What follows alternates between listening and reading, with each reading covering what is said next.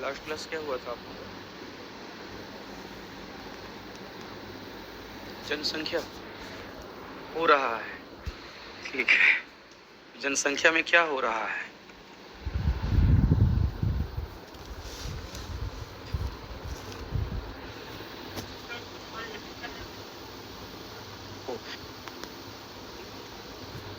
नदी बह रही है, आपका आवाज आ रही है, आपका ये आ रही, वो आ रही, तो मैं देख करके थोड़ा सा अंदर सोचता हूँ क्या बोल रहे हैं ये सब।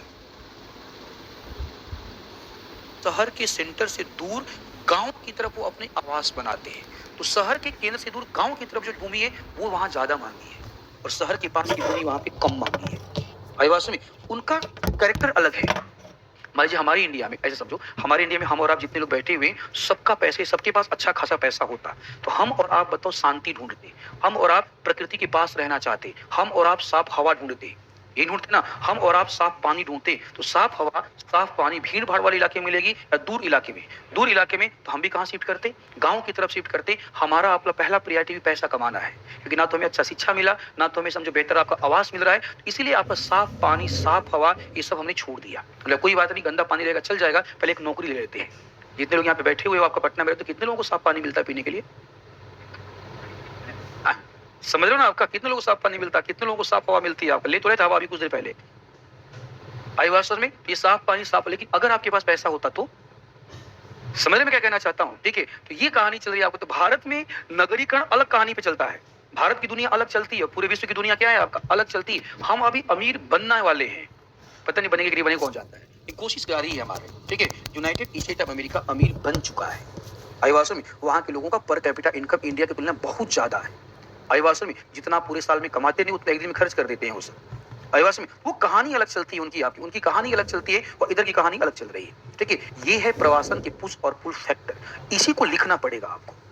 समझ, अगर क्वेश्चन पूछा जाएगा तो। चलो ये तो हो गया प्रवासन, क्लियर है। अब प्रवासन की समझो प्रभाव, ठीक है, डालो हेडिंग, प्रवासन के नकारात्मक प्रभाव है, पर्यावरण में चर्चा करेंगे उसे, ठीक है। सब पर्यावरण में डिस्कस करेंगे।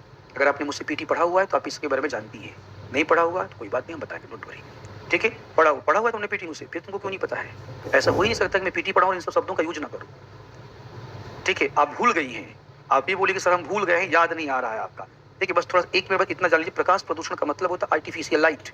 हम रात में सोना चाहते हैं, ठीक है, रात सोने के लिए बनाई गई, आपका जागने के लिए नहीं बनाई गई। आपका शहर का जो आपका जीवन है वो आपका लेट नाइट कल्चर है।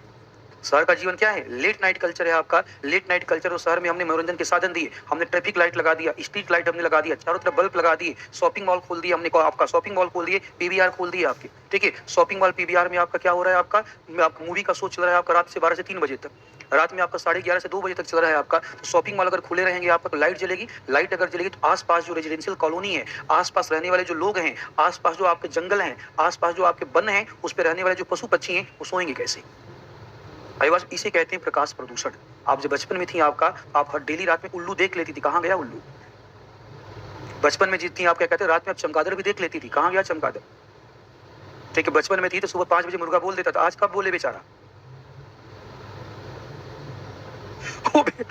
ठीक है, आज हम लोग हो गए रात्रिचर, हो गए हैं रात्रिचर, हो गए हैं आपका। मुर्गा बेचारा रात में आपका सोया, क्या कहते हैं आपका, तब तक तुम तो रात में उठे, आपका बाथरूम का लाइट जला दी, उसे लगा कि अब बोलना चाहिए, बोलना शुरू किया तो बंद कर दिया तुमने, फिर से शांत हो गया आपका, फिर से जलाए, फिर से बोला आपको, उसने क्या काम करो, बोलना बंद करो। पहले क्या था आपका, मुर्गे क्या कहते हैं, सूर्य के प्रकाश को फील कर लेते थे, सनलाइट आने वाली है, उनके पास क्या कहते हैं, आई आपकी दूर तक देख सकती है, वो फील कर लेते थे। तो लाइट को आने से पहले क्या कहते हैं, वो आवाज देता था कि अब सुबह हो गई है।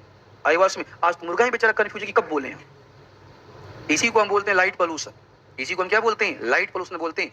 जितने लोग यहाँ पे बैठे हुए वो समझो आपका सब किसी न किसी बीमारी किसी का, और मैं नाम लेने जा रहा हूँ आपका। पॉइंट नंबर 1, देखिए लाइट पोल्यूशन जब होगा हमारी नींद पूरी नहीं होगी, कुछ बीमारियां अपने यहाँ पैदा हो जाती। पॉइंट नंबर 1, चिड़चिड़ेपन की बीमारी।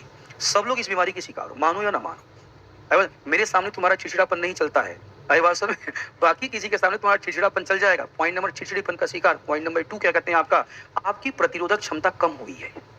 पॉइंट नंबर 3 क्या कहते हैं, आपकी आंखों की रोशनी कम हुई है। पॉइंट नंबर 4 क्या कहते हैं आपका, आंखों की रोशनी कम में धीरे धीरे क्या कहते हैं, धीरे धीरे भूलने की बीमारी हो रही है, धीरे धीरे भूलने की बीमारी हो रही है। एक जमाना हुआ करता, हमें याद है जब क्या कहते मोबाइल नहीं था तो हम लोगों को क्या कहते आराम से 20 25 50 नंबर जुबानी याद हुआ करते थे, आज तो 9 नंबर याद नहीं है।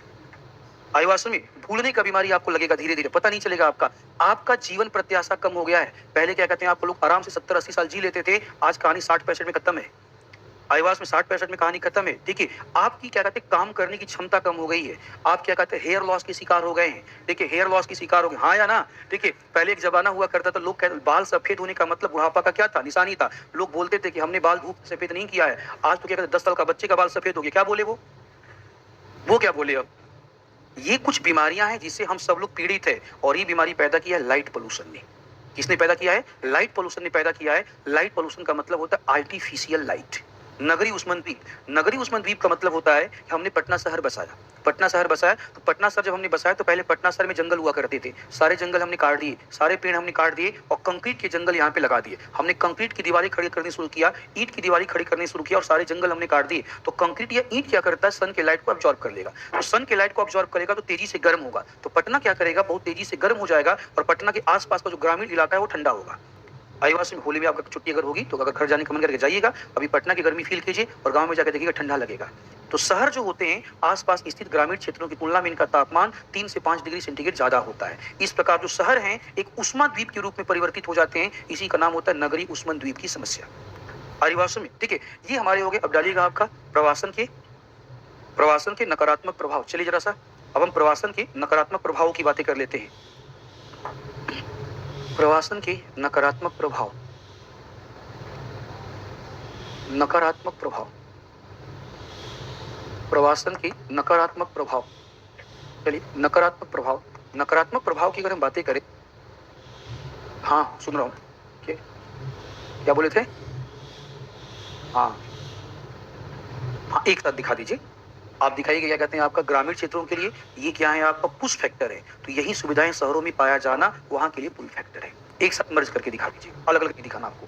ठीक है, नकारात्मक प्रभाव की बातें करते हैं तो पहला हम देखते हैं आपका आर्थिक चुनौती। आर्थिक चुनौती, चलिए आर्थिक चुनौती की अगर हम बातें करें तो पहला पॉइंट आप बताइएगा। देखिए, नगर से आपका गांव से शहर में क्या कहते हैं आपका जनसंख्या ज्यादा आ गई। बताओ, अगर जनसंख्या ज्यादा आ गई तो सिंपल सी बात है आपका जनसंख्या, सुनिएगा, जनसंख्या का दबाव बढ़ेगा। ठीक है, जनसंख्या का दबाव बढ़ेगा। सारे बच्चे सुनना, जनसंख्या का दबाव अगर बढ़ेगा जिसके कारण जनसंख्या का दबाव बढ़ेगा, जिसके कारण बच्चे आप बताओ कि यहाँ पे रोजगार के बेहतर विकल्प होंगे या बेरोजगारी की समस्या बढ़ेगी? तो बेरोजगारी की समस्या बढ़ेगी।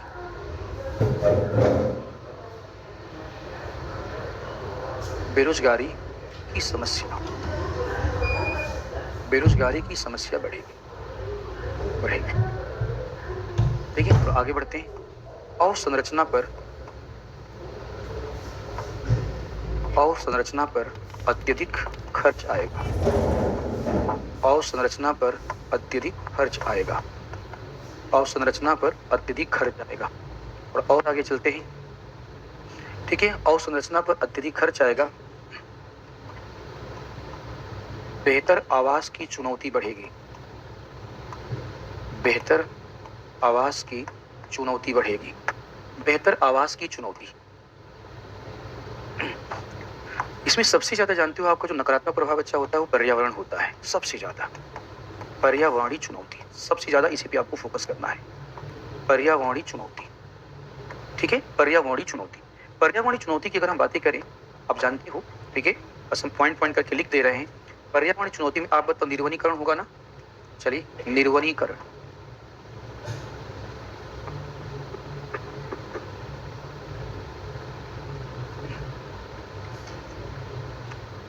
कैसे पढ़ाया जाए? हैं, दीवार तोड़ रहा है? उसको बोल दीजिए क्या कहते हैं कि अभी 10:09 हो रहा है, ठीक है, 40-45 मिनट और रुक जाए, मेरी क्लास के बाद फिर वो स्टार्ट कर देगा। देखिए, ठीक है, निर्वनीकरण की दर में वृद्धि, निर्वनीकरण की दर में वृद्धि, निर्वनीकरण की दर में वृद्धि, वायु, जल, मृदा, ध्वनि एवं प्रकाश प्रदूषण की समस्या, प्रकाश प्रदूषण की समस्या, प्रकाश प्रदूषण की समस्या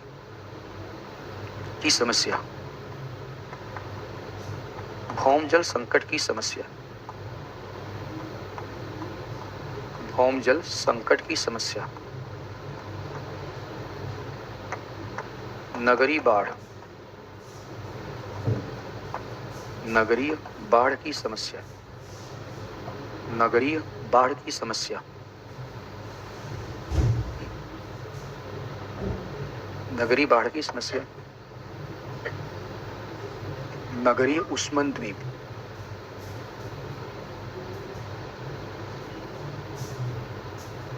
निर्माण, जहरीले कोहरे का निर्माण, स्मॉग बोलते हैं इसे, जहरीले कोहरे का निर्माण, जहरीले कोहरे का निर्माण इसे स्मॉग बोल देते हैं। जैव विविधता की क्षति, जैव विविधता की क्षति, जैव विविधता का ह्रास, जलवायु परिवर्तन, परिवर्तन,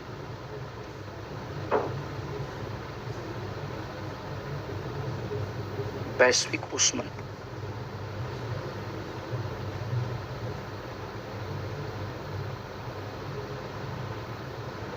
वैश्विक उष्मन की समस्या।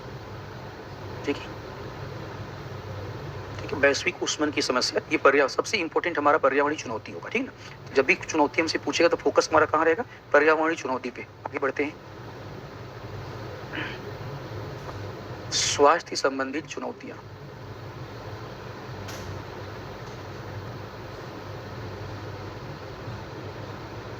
स्वास्थ्य संबंधित चुनौती, स्वास्थ्य संबंधित चुनौती। ठीक है, इसकी बातें करने जा रहे हैं। स्वास्थ्य संबंधित चुनौती, संक्रामक बीमारियों का प्रसार,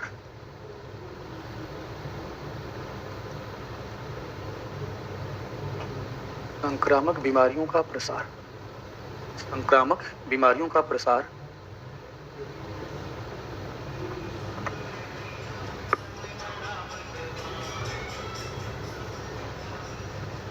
स्वास्थ्य चिकित्सा लिखते हैं, चिकित्सा की सेवाओं पर अतिरिक्त दबाव, सेवाओं पर अतिरिक्त दबाव, परिणाम स्वरूप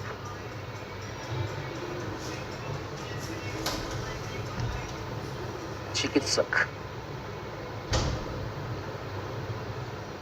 के द्वारा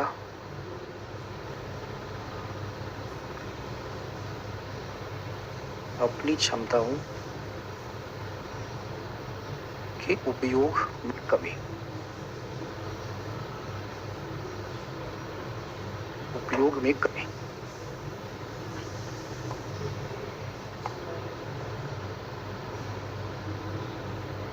दवा की आपूर्ति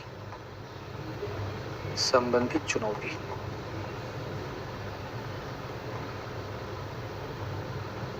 दवा की आपूर्ति संबंधित चुनौती। आई बात सुन में, एक रिपोर्ट आया है, सुनिए ध्यान से, एक रिपोर्ट आया है, आप बड़े हो चुके हो, आपसे मैं बातें कर सकता हूँ। एक रिपोर्ट आया है, उस रिपोर्ट में बताया गया है कि बिहार में एड्स के मरीजों की संख्या सबसे ज्यादा है। बिहार में एड्स एक संक्रामक बीमारी है। ठीक है, हाँ, इसका संक्रामक टच करने से नहीं होता। अभिवासन में इसका संक्रामक समझिए क्या कहते हैं, यौन संबंध बनाने से होता है किसी संक्रामक व्यक्ति के साथ। ठीक है, तो और बिहार में पटना वाले सेक्टर में आपका क्या है, एड्स रोगियों की संख्या सबसे ज्यादा है। जब सर्वे किया गया तो पाया गया कि एड्स की बीमारी जो फैल रही है ना, एड्स की बीमारी जो फैल रही है लोअर क्लास में ज्यादा है। लोअर क्लास में क्या है आपका ज्यादा है, क्योंकि लोअर क्लास क्या करता है, वो असुरक्षित और यौन संबंध स्थापित करता है, इसीलिए लोअर क्लास में ये ज्यादा है। ठीक है, लोअर क्लास में भी देखा गया आपका जो अपने घरों से दूर रह रहे हैं, क्या रह रहे हैं अपने घरों से, जो अपने घरों से दूर रह रहे हैं, उनके साथ ये प्रॉब्लम ज्यादा है, उनके साथ ये प्रॉब्लम ज्यादा है। उनकी अपनी बॉडी की कुछ नीड है, बॉडी की नीड को पूरा करने के लिए वो आपका असुरक्षित आपके सस्ते यौन संबंध की स्थापना करते हैं, जिसके कारण क्या होता है, एड्स की बीमारी फैल रही है। ठीक है, ये भी नगरीकरण का एक प्रभाव है, ये भी क्या है, प्रवासन का क्या है, प्रवासन का एक प्रभाव है। तो स्वास्थ्य संबंधित चुनौतियां ये ज्यादा फैल रही है। अब बताओ, चिकनगुनिया जैसी बीमारी आपका वहां बाहर से आ जाता है अभिवासन में। ठीक है, मलेरिया जैसा बीमारी आपका, टाइफाइड जैसा बीमारी आपका, गांव में तुम थे टाइफाइड तो कभी नहीं हुआ, शहर में आती ही हो गया टाइफाइड। समझ रहे हो आपका, ठीक है। तो प्रॉब्लम है, चुनौतियां हैं। तो कभी कभी क्या करेगा ना, ऐसे क्वेश्चन पूछा जाता है आपसे, क्वेश्चन पूछा जाता है कि स्वास्थ्य संबंधी चुनौतियां, या हो सकता है क्वेश्चन ही आपसे पूछ दे कि बिहार में क्या कहते हैं आपका, एक रिपोर्ट के अनुसार ये सोसाइटी के क्वेश्चन है, निबंध में भी आपसे पूछा जा सकता है, ठीक है। तो निबंध में जब पूछेगा तो आप चुनौतियों को लिखोगे आपका, और चुनौतियों को लिखने के बाद क्या करोगे, आप करोगे कि आप कुछ इसको कंट्रोल करने के जो उपाय किए गए थे वो भी आप बताओगे। दोबारा से भारत सरकार को ये आवश्यकता महसूस हुई कि दोबारा से वही प्रोग्राम चलाए जाएं जो कभी भारत में चलाए गए थे। अयवासवी भारत में आपका क्या हुआ, जब दुनिया में सबसे ज्यादा एड्स के मरीज कहाँ पे हैं? भारत में। तो भारत में आपका एड्स को कंट्रोल करने की संस्था बनाई गई, नाको, NACO, national AIDS control organisation. अयवास में एक संस्था बनाई गई थी। तो वर्ल्ड हेल्थ ऑर्गेनाइजेशन ने, ध्यान सुनना, वर्ल्ड हेल्थ ऑर्गेनाइजेशन ने नाको के साथ मिलकर के एक प्रोग्राम चलाया था। इस बात है तुम्हारा क्या कहते हैं 80-90 के दशक की बात है, उसके बाद की बात है। उस समय क्या था, देखा गया कि भारत में जो एड्स के मरीज है ना, एड्स के मरीजों की सबसे ज्यादा जो संख्या है वो ट्रक ड्राइवरों में है। कहाँ पे? ट्रक ड्राइवरों में एड्स के मरीजों की संख्या सबसे ज्यादा है। ध्यान से बात को सुनना, शायद आप लोगों को पता ना हो ये सारी बातें। देखिए अब सुनो, उसमें क्या था, पूरे के पूरे इंडिया में टाटा की ट्रक ज्यादा चलती थी, आज भी चलती है। टाटा की ट्रक ज्यादा चलती, उस समय भी ज्यादा चलती और आज भी ज्यादा चलती है। तो टाटा से आपका मिला गया, बोला गया भाई बताइए क्या उपाय है, कोई तो उपाय करना पड़ेगा, क्योंकि ये शहर आया है, शहर से संक्रमित होगा, इसकी अपनी वाइफ है, जाकर के वाइफ के साथ संबंध स्थापित करेगा तो उस बच्ची को भी क्या करेगा, एड्स से ग्रसित करा देगा, और इसका होने वाला जो बच्चा है वो भी एड्स से ग्रसित हो जाएगा। अयवासन में तो एक व्यक्ति के कारण पूरा का पूरा परिवार सफर करेगा। तो क्या किया जाए आपका, तो वर्ल्ड हेल्थ ऑर्गेनाइजेशन, नाको और टाटा तीनों ने मिलकर के काम किया। तो ये काम करते हैं, ट्रक ड्राइवरों को जागरूक करते हैं। क्या करते हैं? जागरूक करते हैं आपका। और उस समय एक कंडोम की कंपनी थी, उसका नाम था डीपर। ट्रक के पीछे लिखा होता है यूज डीपर एट नाइट। मतलब क्या है इसका? तुम्हें लगा बल्ब जलाना है, नहीं, नहीं जलाना है बल्ब। आईवासन में टाटा का प्रोग्राम था, सारे के सारे ट्रक ड्राइवरों को क्या कहते हैं, डीपर कंपनी का नाम था, सारे के सारे ट्रक ड्राइवरों को क्या किया गया, टाटा की जितनी ट्रकें थी आपके, डीपर कंडोम के पैकेट रखे गए और ट्रकों के पीछे लिखवा दिया गया यूज डीपर एट नाइट। और बचपन से सुनते हैं कि लाइट जला दो। हमने तो यही समझा था, तुमने भी यही समझा होगा आपका। मैंने जब पढ़ना स्टार्ट किया तो समझ में आया ये कुछ ऐसा नहीं था आपका, ये बहुत बड़ा प्रोग्राम था। देखिए ट्रक ड्राइवरों से बोला गया, क्या कहते हैं कि आपके ऊपर जिम्मेदारियां हैं, परिवार की जिम्मेदारियां हैं, बच्चों की जिम्मेदारियां हैं, आपकी वाइफ की जिम्मेदारियां हैं, आपके पूरे परिवार की जिम्मेदारियां हैं। हम माना हमने आपकी अपनी फिजिकल नीड है, आप सुरक्षा के साथ यौन संबंध की स्थापना करें, और ये सुरक्षा के लिए ये लीजिए आप। अयवासन और ट्रक के पीछे लिखवा दिया कि यूज डीपर एट नाइट। समझो कि समझो आपका ये प्रोग्राम चलाया गया था आपका। अगर कभी ऐसे क्वेश्चन पूछेंगे, नाको की प्रोग्राम लिखना पड़ेगा, टाटा की प्रोग्राम आपको लिखना पड़ेगा, साथ ही साथ क्या करना पड़ेगा, वर्ल्ड हेल्थ ऑर्गेनाइजेशन के प्रोग्राम लिखने पड़ेंगे, और इसके अलावा आपको क्या करना पड़ेगा, अवेयरनेस प्रोग्राम, क्योंकि ये ऐसी बातें हैं, हम इतना पढ़े लिखे होने के बावजूद भी हम खुल के बात नहीं करते। अयवासन हमने पढ़ा, हमने लिखा, सब कुछ किया, फिर भी हम खुल के बात नहीं करते, क्योंकि हमारी सोसाइटी खुल के बात करने देती ही नहीं है। अयवासन में नहीं खुल के बात करने देती है आपका। तो नहीं खुल के बात करने देती है तो बड़ी सिंपल सी बात है, बात करना पड़ेगा, बात करना पड़ेगा। बेहतर है कि बात करके समस्याओं को क्या किया जाए, दूर किया जाए, और समस्याओं को अगर दूर कर लेंगे हम टाइम रहते सुधर जाएंगे। देखिए हम बात ही नहीं कर पाते, बात आप में से लोग, बड़े सारे ऐसे लोग हैं, हमारी बच्ची हैं, बड़ी सारी ऐसी बच्चियां हैं, इनके साथ कुछ आप अप एंड डाउन होते हैं, अपनी मम्मी को, पापा को, बड़े भाई को नहीं बता पाती हैं। तो नहीं बता पाती हैं, किसी और को बताती हैं, और किसी और को जब बताते तो वही इनका इमोशनल आपका यूज कर लेता है। अयवासन में हमें बात करना पड़ेगा, हमें अपनी सोसाइटी की इन गलत भावनाओं को तोड़ना पड़ेगा, बात करना पड़ेगा। हमारी मान लीजिए ये सब देखो सोसाइटी, सब निबंध की बातें मैं कर रहा हूँ। देखिए संक्रामक बीमारियों की बात मैंने किया है, धीरे धीरे हुआ क्या, ध्यान सुना, धीरे धीरे हुआ क्या आपका, संक्रामक बीमारियों की जब हमने बात किया, तो जब गांव से लोग जब आपका शहरों में गए, तो आपका गांव से लोग जब शहरों में गए तो महिलाएं भी गई, महिलाएं भी शहरों में गई। महिलाएं जब शहरों में गई आपका, तो महिलाओं को वहीं अपने गांव वाला सिस्टम चल रहा था। देखिए हमारे बच्चियों को समझो क्या कहते हैं, जो मासिक आपका माहवारी होता है आपका, तो ये क्या करती है आपका, वहीं गांव वाला पुराना पूरा पारंपरिक तरीका आपका, सिंपल कपड़ा यूज करना। ठीक है, शहरों में अचानक से क्या हुआ आपका, सिटी में अचानक से क्या हुआ आपका, संक्रामक बीमारियां फैल गई। लड़कियों को समझो आपका अचानक संक्रामक बीमारियां फैल गई। प्रश्न उठा क्यों फैली संक्रामक बीमारियां, बात वही समझ में आया, ये क्या कहते हैं, वही आपके पुराने तरीके यूज कर रहे हैं। ठीक है, सरकार ने बोला नहीं ये गलत है, पुराने तरीके यूज नहीं करना है आपको। सरकार ने सैनिटरी पैड बंटवाने शुरू किए, ये बंटवाने शुरू किए, सैनिटरी पैड बंटवाने शुरू किए कि नहीं ये सैनिटरी पैड आप यूज कीजिए आपका। और सरकार ने आपका अवेयरनेस प्रोग्राम चलाया, जगह जगह होर्डिंग लगाई, जगह जगह एडवर्टीजमेंट देना शुरू किया आपका। जितने सारे टीवी के चैनल्स हैं, सारे एक्टर से कंटेंट के बोला कि आप क्या करोगे, एडवर्टीजमेंट करोगे और लोगों को समझाओगे, क्योंकि एक्टर की बातें लोगों को जल्दी समझ में आती है।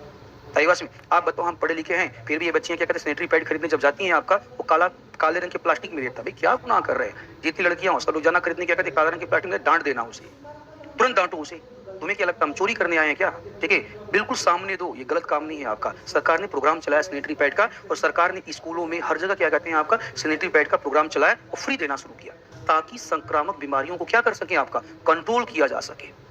ये कुछ ऐसे मुद्दे हैं कि हम खुल के बात नहीं करते हैं, संक्रामक बीमारियां फैलती हैं। ये सब कुछ आपका किससे हुआ? प्रवासन से हुआ। शहरों में बीमारियां छिप जाती हैं, सॉरी गांव में बीमारियां छिप जाती हैं, और कभी कभी बीमारियां इतनी गंभीर हो जाती हैं कि बच्चे की दाद चली जाती है, तब बाद में पता चलता है कि अच्छा संक्रामक बीमारी हुआ था। ठीक है, हम बात ही नहीं करते इस मुद्दों पे। तो शहरों में क्या हुआ, जब बीमारियां अचानक से फैली, आपका बड़ी संख्या में आपका महिलाएं इस बीमारी से ग्रसित होने लगी, तो सरकार ने इस पे काम करना शुरू किया, और काम करने शुरू किया अवेयरनेस प्रोग्राम। सबसे पहले क्या करना है? अवेयरनेस प्रोग्राम, जागरूकता कार्यक्रम। अरे बस ये लड़कियां बताओ क्या कहते हैं, आज तक क्या कहते हैं, इन लोगों ने अपने पापा से नहीं बोला होगा सैनिटरी पैड खरीद के लाके दो। आर्य दिवासन में भाई गुनाह तो नहीं कर रही है ना, ये हमारे सोसाइटी का क्या है आपका निगेटिव पॉइंट है। आप बच्चों से बच्चियों से बात ही नहीं करते हो, करना पड़ेगा बात, अदरवाइज हमारी ही बच्चियां क्या करेंगी, प्रॉब्लम फेस करेंगी। समझ रहे हो? ये सारी की सारी समस्याएं देखो, जब समस्याएं लिखोगे ना, तो समस्याओं के बाद जब समाधान वाला सिस्टम आएगा, तो समाधान में सरकार की ये प्रोग्राम आप शामिल करोगे आर्य दिवास में। अब इसके अलावा एक और चुनौती देखो पैदा हुआ, वो था आपका जननांकीय। जननांकीय में हम जनसंख्या की बातें करेंगे। किसकी बातें करेंगे? जनसंख्या की। जननांकीय चुनौतियां, जननांकीय चुनौतियां, ठीक है, हम इसकी बातें करेंगे। देखिए जरा ध्यान से यहाँ पे, सपोज कीजिए ये एक रीजन मान लीजिए ग्रामीण क्षेत्र है, ये ग्रामीण क्षेत्र है। यहाँ पे सपोज करो आप लोग ये मान लेते हैं नगरीय क्षेत्र है, एक ग्रामीण क्षेत्र है, और ये मान लिया हमने क्या है, या नगरीय क्षेत्र है। चलो मान लिया बच्चे हमने, ये ग्रामीण क्षेत्र से नगरीय क्षेत्रों की तरफ प्रवास हो रहा है। चलो मान लिया हमने ग्रामीण क्षेत्र से नगरीय क्षेत्र की तरफ क्या हो रहा है, प्रवास हो रहा है, आपका माइग्रेशन हो रहा है। प्रश्न उठा कि ये प्रवास हो रहा है, तो प्रवास होता किसका है? ध्यान से बस सुनना, एक अलग स्ट्रक्चर आप देखिएगा, प्रवास होता किसका है। पॉइंट नंबर 1, ये प्रवास होता है, ध्यान से, प्रवास होता है पुरुष समाज का। अधिकांशतः किसका होता है? पुरुष वर्ग का होता है, पुरुष वर्ग अधिकांशतः,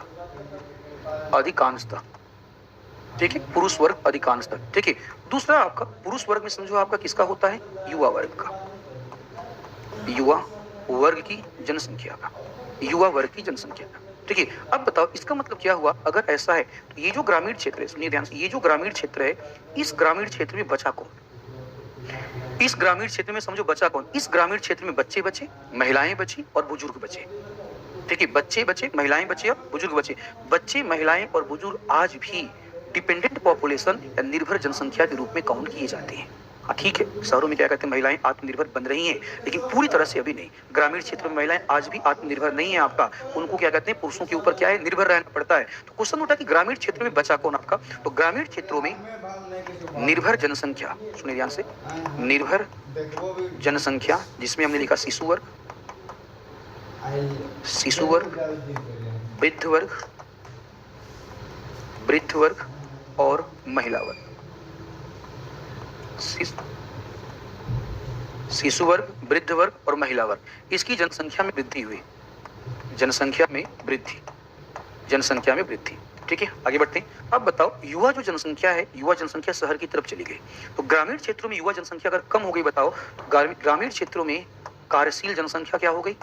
कार्यशील जनसंख्या की कमी, कार्यशील जनसंख्या की कमी।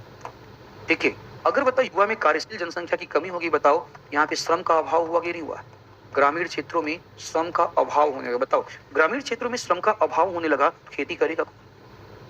कृषि कौन करेगा आपका? केवल यही बात नहीं हुआ, एक बात और हम आगे डिस्कस कर रहे हैं। ग्रामीण क्षेत्रों में समझिएगा, ग्रामीण क्षेत्रों की बातें करें तो ग्रामीण क्षेत्रों में आपका लिंगानुपात बढ़ा, ग्रामीण क्षेत्रों में लिंगानुपात बढ़ा। क्यों लिंगानुपात बढ़ा? ठीक है, लिंगानुपात इसलिए बढ़ा कि युवा मेल कहाँ चला गया, शहर की तरफ चला गया, तो महिलाओं की संख्या बढ़ गई। ठीक है, तो लिंगानुपात बढ़ा। अब बताओ भारत का सुनो, भारत का लिंगानुपात 9:43 है। भारत का लिंगानुपात कितना है? 9:43 है। उस 9:43 में ग्रामीण क्षेत्रों में लिंगानुपात 9:49 है और शहरी क्षेत्रों में लिंगानुपात 9:29 है। शहर तो पढ़े लिखे लोगों का है, ठीक है, शहर अगर पढ़े लिखे लोगों का, तो शहर में लिंगानुपात क्या होना चाहिए? ज्यादा, लेकिन शहरों में लिंगानुपात क्या है? कम। रीजन आपका प्रवास, रीजन क्या है? प्रवासन है आपका। यहाँ पे लिंगानुपात में वृद्धि होने लगी। ठीक है, अब बताओ केवल लिंगानुपात में वृद्धि होगा, ध्यान सुनना, केवल लिंगानुपात में वृद्धि होगा या ग्रामीण क्षेत्रों में जन्म दर में भी वृद्धि, जन्म दर में कमी होने लगी, जन्म दर में कमी। तो जन्म दर में अगर कमी होने लगी, तो बताओ अगर भारत की जनसंख्या की बातें करेंगे और जनसंख्या वृद्धि दर की बातें करेंगे, तो ग्रामीण क्षेत्रों में कम होगा और शहरी क्षेत्रों में क्या होगा? ज्यादा। जन्म दर कम होने लगा, जन्म दर क्या होने लगा? कम। उल्टे क्षेत्र में आ जाओ जरा सा, शहरी क्षेत्र की बातें कर लेते हैं। शहरी क्षेत्र में जनसंख्या के दबाव में वृद्धि, शहरी क्षेत्र में जनसंख्या के दबाव में क्या हो गई?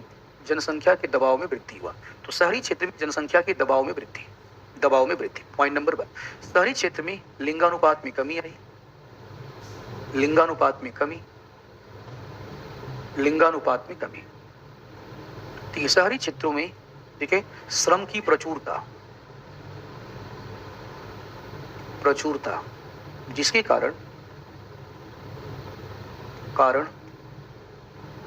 जिसके कारण कम कीमत पर, कम दाम पर व्यक्ति कार्य करने को मजबूर होने लगा। कम कीमत पर कार्य करने को बाध्य, कम कीमत पर कार्य करने को बाध्य। ठीक है, ये नगरीय क्षेत्रों की जनसंख्या में हुआ, क्योंकि नगरीय क्षेत्रों की जनसंख्या आपका अलग तरीके से बढ़ी और शहरी क्षेत्रों की जनसंख्या में अलग तरीके से कमी हुई। बताओ, दिल्ली की अगर हम बातें करें, दिल्ली का समझो आपका, दिल्ली जो है, दिल्ली का जो क्या कहते हैं आपका जनसंख्या घनत्व है, वह 1 वर्ग किलोमीटर में 11,000 से ज्यादा है। कितना? 11,000 से ज्यादा। इसका मतलब ये नहीं कि दिल्ली में अब बच्चे ज्यादा पैदा हो रहे, दिल्ली में माइग्रेशन ज्यादा है। पूरे के पूरे इंडिया में सबसे ज्यादा प्रवासन महाराष्ट्र और दिल्ली में है। तो महाराष्ट्र और दिल्ली में अगर है, महाराष्ट्र मान लो बहुत बड़ा स्टेट है, दिल्ली एक छोटा सा स्टेट है, और वहां पे माइग्रेशन अगर ज्यादा हो रहा है, जनसंख्या घनत्व तो बढ़ेगा ना, इसीलिए वहां पे जनसंख्या घनत्व बढ़ा है। ये हो जाएगा जननांग की चुनौतियां। ठीक है, जननांग की चुनौतियां। इसके अलावा समझो, इसके अलावा और भी चुनौतियां होंगी, याद रखिएगा, इसके अलावा और भी चुनौतियां होंगी। सामाजिक चुनौतियां, सामाजिक चुनौतियां। सोचिए, अगर हम सामाजिक चुनौतियों की बातें करें, सामाजिक चुनौतियों की बातें करें, तो हम शहर में इसलिए गए थे, ध्यान सुनना, हम शहर में इसलिए गए थे ताकि शहर में उच्च क्वालिटी के आवास मिल सके। सारे बच्चे ध्यान सुनना, शहर में आप इसलिए आए थे कि शहर में उच्च क्वालिटी के क्या मिल सके? आवास मिल सके। जब हमने उच्च क्वालिटी के आवास के बारे में सोचा, समझा, तो पता चला यहाँ तो रेंट बहुत ज्यादा है। उच्च क्वालिटी के आवास में रहेंगे या मजबूर होकर के फिर से हमें लो क्वालिटी के आवास में रहना पड़ेगा। ठीक है, लो क्वालिटी के आवास में रहना पड़ेगा। इसके कारण क्या हुआ? शहरों में क्या हुआ? समझो, इसके कारण क्या हुआ? शहरों में क्या हुआ? गंदी और मलिन बस्तियां विकसित होने लगी, स्लम विकसित होने लगे। क्या विकसित होने लगे? स्लम विकसित होने। आप मुसल्लापुर में रह रहे हो, मुसल्लापुर में आप रह रहे हो, यहाँ पे देखना रामपुर नहर नाम है कुछ आपका, है रामपुर नाला नहर, क्या है, क्या नाम है उसका? रामपुर नहर है, बगल बाहर निकलना क्या कहते हैं आपका? नाला है। ठीक है, नाला है, उसका नाम रख दिया नहर। देखिए, सुनने में अच्छा लगे थोड़ा सा। देखिए, वो नाला है, पूरे के पूरे आपके इस एरिया का गंदा पानी उसी में जाता है। उस नाले पे कभी आपका एक बार घूमने जाइएगा, ठीक है, घूमने जाइएगा, रास्ता बना हुआ, घूमने जाइएगा, उसके आसपास के आवास को देखना। आसपास का जो आवास है, आपको कच्चे पक्के मकान मिलेंगे, छप्पर डला होगा आपका, संकरी गलियां मिलेंगी आपका, पानी इकट्ठा होगा। ठीक है, पानी इकट्ठा होगा। ठीक है, बच्चे जो होंगे क्या कहते हैं, कम कपड़े पहने हुए बच्चे आपके होंगे, कुछ नंगे भी घूमते रहते हैं। ठीक है, बिना कपड़ों के घूमते रहते हैं बच्चे आपका। ठीक है, गंदे होंगे सब। ठीक है, चारों तरफ बदबू फैला होगा, जल जमाव होगा आपका, जाने का रास्ता नहीं होगा, महिलाएं क्या कहते हैं बाहर बैठी होंगी। ठीक है, उसके बाद ये सारी चीजें आप देखोगे, वो है स्लम। क्या है वह? स्लम है आपका, क्योंकि उन लोगों के पास इतना पैसा नहीं है कि उच्च क्वालिटी के आवास में रह सके। अब बताओ, जो रिक्शा चलाने वाला है, जो सब्जी बेचने वाला है, जो ठेला लगाने वाला है, जो ऑटो चलाने वाला है, दिन भर में मान लेते हैं आपको 500 रुपये 1000 रुपये कमाता है। ठीक है, 500 रुपये खर्चा काट दीजिए, 500 रुपये उसका बचत हुआ। कैसे क्या कहते हैं 20-25 हजार रुपये रेंट दे सकता है? कैसे क्या कहते हैं 7-8 हजार रुपये रेंट दे सकता है? फिर वो क्या करता है, मजबूर हो जाता है इलीगल रूप से, समझो आपका इलीगल रूप से, आपका और इलीगल रूप से आपका ऐसी कॉलोनियों में रहने के लिए जहाँ पे चारों तरफ गंदगी होती है। हमने तो प्रवास इसलिए किया था, सुनिए, हमने तो प्रवास माइग्रेशन इसलिए किया था कि हम उच्च क्वालिटी के आवास में रहेंगे, लेकिन हमारी पेइंग कैपेसिटी उतना ज्यादा नहीं है, हम स्लम में रहने लगे। कहाँ रहने लगे? स्लम में रहने लगे। तो स्लम में आप रहोगे, ध्यान सुनो, तो स्लम में आप रहोगे, तो आप तो शहर में आए थे सामाजिक भेदभाव को मिटाने के लिए, वो मिटा कहाँ? अरे बस, वो तो मिटा ही नहीं। आपका सामाजिक भेदभाव जस का तस बना हुआ है। हायर क्लास अलग है और आपका मरीन बस्तियों का क्लास अलग है। गांव में भी यही था कि हायर क्लास आपका लोअर क्लास को नहीं देखना चाहता था। सेम बात यहीं पर आपका कि हायर आपका सोसाइटी में रहने वाले जो लोग हैं अपने सोसाइटी का स्लम्स नहीं देखना चाहते। ठीक है, तो चीजें आपका जस की तस रही। ठीक है, रीजन क्या था? जनसंख्या का अत्यधिक दबाव। ठीक है, तो हमने पहले लिखा आपका सामाजिक भेदभाव, सामाजिक भेदभाव की समस्या की चुनौती, सामाजिक भेदभाव की चुनौती, सामाजिक भेदभाव की चुनौती, गंदी एवं मलिन बस्ती, सामाजिक भेदभाव की चुनौती, गंदी एवं मलिन बस्ती। ठीक है, अब सोचिए, थोड़ा सा आगे चलते। शहर में हम इसलिए आए थे, ध्यान सुनना, शहर में हम इसलिए आए थे कि हमें एक बेहतर प्रशासन मिलेगा। क्या मिलेगा? हमें बेहतर प्रशासन मिलेगा, चोरी नहीं होगी, डकैती नहीं होगी, अपहरण नहीं होगा, रेप जैसी घटनाएं नहीं होगी। हम इसलिए शहर में आए थे। देखिए, स्लम पैदा हुआ। क्या पैदा हुआ? स्लम पैदा हुआ। स्लम पैदा अगर हुआ तो सिंपल सी बात है, ये अपनी नीड्स को पूरा नहीं कर पा रहे हैं, इनकी पेइंग कैपेसिटी ज्यादा नहीं है। तो पेइंग कैपेसिटी ज्यादा अगर नहीं है तो नशाखोरी बढ़ेगी। ठीक है, याद रखना। क्या कहते हैं, रिक्शा वाला 500 रुपये कमाता है और 150 रुपये का शराब पी जाता है और डेली पीता है। अभिवासन में डेली पीता है आपका, तो नशाखोरी बढ़ेगी। क्या बढ़ेगी? नशाखोरी बढ़ेगी। और नशाखोरी बढ़ेगी तो अपराध बढ़ेंगे। हम शहर में इसलिए आए थे कि अपराध कम होगा। मुझे बताओ, दिल्ली ले लो, मुंबई ले लो, आपका जितनी भी क्या कहते हैं आपका रेप की घटनाएं हुई, एक दो घटनाओं को छोड़ दो, जितनी भी रेप की घटनाएं हुई, उस रेप की घटनाओं में शामिल कौन था? कौन शामिल था? हायर क्लास शामिल था क्या? या तो ऑटो वाला होगा, या सब्जी वाला होगा, या साफ सफाई करने वाला होगा आपका अभिवासन में, या गंदी और मलिन बस्ती वाला होगा। अरे भाई, ये लोग शामिल हैं। ये लोग फ्रस्ट्रेटेड हैं, इनका पेइंग कैपेसिटी ज्यादा नहीं है, ये नीड पूरी नहीं कर पा रही, ये फ्रस्ट्रेटेड है। आपका समझो, आपका फ्रस्ट्रेटेड है तो अपनी आपके समझो गुस्सा किसी न किसी पे उतारते हैं। हायर क्लास पे उतार नहीं सकते, तो जो आपका हायर क्लास पे उतार नहीं सकते, ये उस समाज से आए हैं, उस समाज से आते हैं जो कि पुरुष प्रधान समाज है। तो इनको सबसे कमजोर महिलाएं और बच्चियां दिखती हैं, पूरा का पूरा गुस्सा अपना महिलाओं और बच्चियों पर निकालते हैं। हम आए थे शहर में इसलिए कि सामाजिक आपका अपराध ना हो, लेकिन यहाँ तो वही काम चल रहा है आपका, बल्कि गाँव से ज्यादा अपराध हो रहे हैं। देखिए, तो यहाँ पे अपराध बढ़ जाएगा, नशाखोरी बढ़ जाएगा, अपराध में रेप की घटनाएं बढ़ जाएंगी। देखिए, इसके अलावा अपहरण की घटनाएं बढ़ जाएगी, मारपीट की समस्या बढ़ जाएगी। और ये सारी की सारी चीजें याद रखना आपका वही होती हैं जहाँ पे गंदी और मलिन बस्तियां हैं। अयवास में हायर क्लास सोसाइटी में जाओगे आपका, तो वहाँ पे किसी का कोई मोबाइल नहीं छीनता है, लेकिन जैसे ही गंदी और मलिन बस्तियों के साथ क्रॉस करोगे, छीन लिया जाएगा। अयवास में तुरंत छीन लिया जाएगा वहाँ पे। क्यों? क्योंकि वो फ्रस्ट्रेटेड लोग हैं। फ्रस्ट्रेटेड क्यों है आपका? इसलिए फ्रस्ट्रेटेड है क्योंकि वो अपनी नीड पूरा नहीं कर पा रहा है, पेइंग कैपेसिटी ज्यादा नहीं है। वो शहर इसलिए आया था, उसको बेहतर रोजगार मिलेगा, उसे रोजगार नहीं मिला। नहीं मिला तो फिर वो क्या करेगा? जीविकोपार्जन के लिए फिर वो क्या करता है? चोरी का रास्ता चूज करता है। किसका रास्ता चूज करता है? चोरी का। तो लिख रहा हूं मैं यहाँ पे, सामाजिक अपराध में वृद्धि। जो तुम लोगों को भूगोल क्या क्या पढ़ा रहा है, क्या क्या सिखा रहा है, बहुत कुछ सिखाएगा। आप तो रैंकर बैच में पढ़ रहे हैं, मेंस वाले बैच में पढ़ेंगे आप, तो बहुत कुछ सिखाया जाएगा आपको। सामाजिक अपराध में वृद्धि, और बिल्कुल हकीकत से रूबरू कराया जाएगा आपको। सामाजिक अपराध में वृद्धि, इसमें लिखा जाएगा नशाखोरी, नशाखोरी, अपहरण, नशाखोरी, ठीक है, नशाखोरी हो गया, अपहरण हो गया, रेप, ठीक है, रेप, वृद्धि, घटनाओं में वृद्धि। समझिएगा, शहरी जो क्षेत्र होता है ना, शहरी जो क्षेत्र होता है जहाँ पे रेजिडेंस बनाए जाते हैं, सुनिएगा, शहरी जो क्षेत्र होता है जहाँ पे रेजिडेंस बनाए जाते हैं, वो गेटेड कॉलोनी होती है। क्या होती है वो? एक गेट के अंदर, एक बाउंड्री के अंदर, एक वाल के अंदर वो कॉलोनी बनी हुई है। रविवार में तो हायर क्लास उस वाल के अंदर है।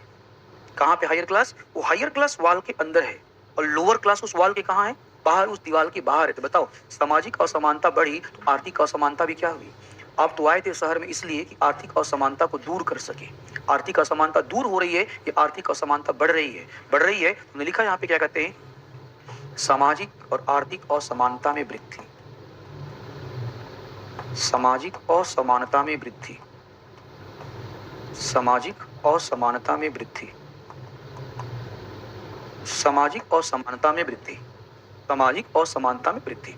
आदिवासी में, ठीक है, ये सिंपल सा काम है आपका, सामाजिक असमानता में वृद्धि। ये आपका सामाजिक चुनौतियां हो गया। कौन सा चुनौती हो गया? समाज। इतनी सारी चुनौतियां पैदा हुई आपका प्रवासन के कारण। तो क्वेश्चन ये उठा, इतनी सारी चुनौतियां अगर प्रवासन के कारण पैदा हुई हैं, तो इसका समाधान क्या है? ठीक है, इन सब समस्याओं का समझिए आपका, इन सब समस्याओं का समाधान क्या है? इन समस्याओं का समाधान क्या है?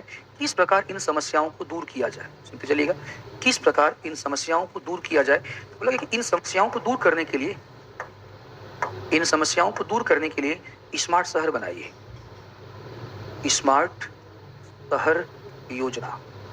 इन समस्याओं को दूर करने के लिए आप स्मार्ट शहर बनाइए, स्मार्ट शहर योजना बना दीजिए। अविवास में सबसे बड़ा क्वेश्चन है कि ठीक है, चलिए पटना, इस पटना में आप बैठे हुए हो ना, ये पटना क्या कहते हैं, बिहार का स्मार्ट शहर है। इतना स्मार्ट है, आप देख लीजिए। नहीं है स्मार्ट शहर। भारत सरकार ने क्या कहते हैं आपका 2015 में, सुनो, भारत सरकार ने 2015 में स्मार्ट शहर योजना शुरू किया, और स्मार्ट शहर योजना में इसने क्या किया? देश के 100 शहरों को चूज किया, और उस 100 शहरों में से पटना भी था।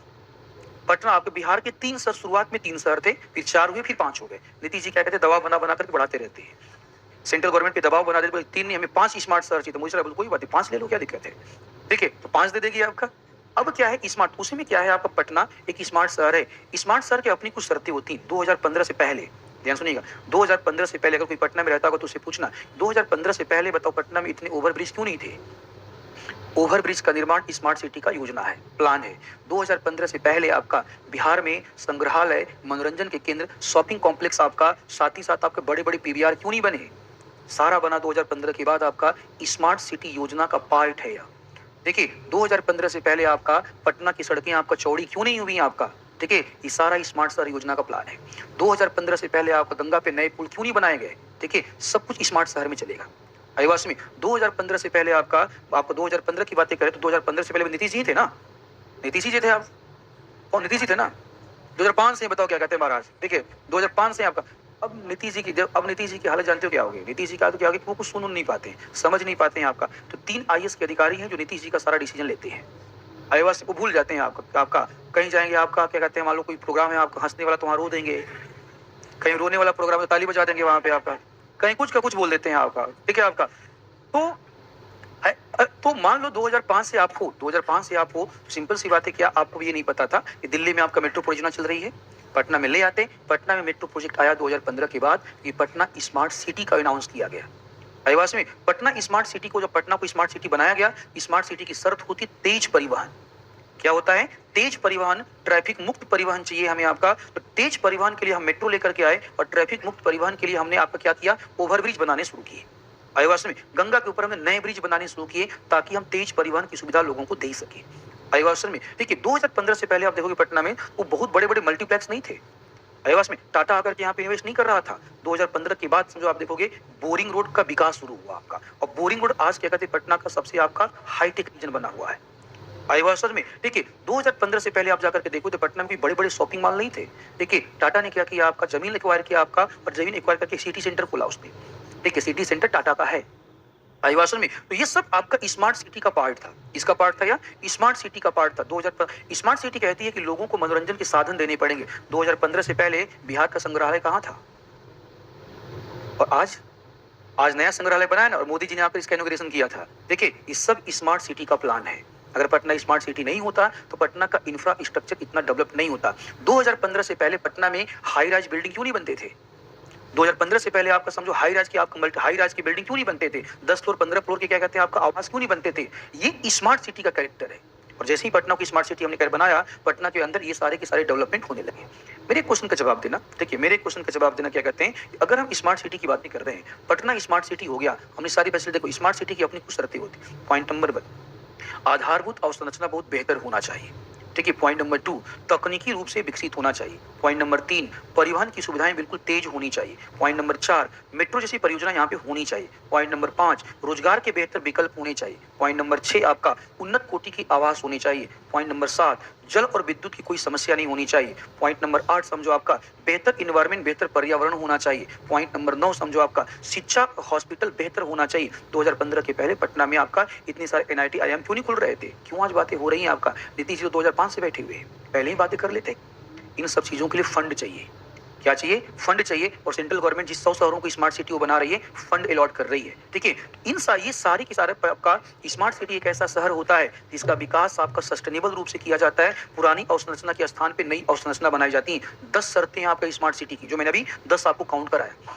इन शर्तों के ऊपर स्मार्ट सिटी हमने बनाया, और हमने ये सोचा कि देश के 100 शहरों को हम स्मार्ट शहर के रूप में विकसित करेंगे, और ये 100 शहर आसपास के क्षेत्रों के लिए एक उदाहरण पेश करेंगे, और आसपास के शहर इन्हीं शहरों को आधार बनाकर अपना विकास करेंगे। हमने केवल 100 शहर लिया। कितना लिया? केवल 100 शहर लिया। और 100 शहर लेकर के आपको हमने सोचा कि पटना को स्मार्ट शहर अगर हम बना देंगे और पटना विकसित अगर हो जाएगा, तो पटना आसपास के शहरों के लिए एक उदाहरण पेश करेगा। और अगर पटना आसपास के शहरों के लिए उदाहरण पेश करेगा, तो पटना को देख करके आसपास के जो शहर हैं वो पटना की तरह बनने का क्या करेंगे? प्रयास करेंगे, जिससे आसपास के शहरों का भी क्या हो जाएगा? विकास हो जाएगा। ये सोचकर हमने स्मार्ट शहर बनाया। क्लियर है इतना? अब अगर हम स्मार्ट शहर बना रहे हैं, तो पटना में फैसिलिटीज क्या हो रही हैं? बढ़ रही हैं। पटना की सुविधाएं क्या हो रही हैं? बढ़ रही हैं। हमने सोचा कि पटना को देख करके आसपास के शहर विकसित हो जाएंगे। आसपास के शहर विकसित नहीं हुए। इससे क्या होगा कि जैसे ही पटना स्मार्ट शहर बना, पटना में प्रवासन की दर और ज्यादा बढ़ गई।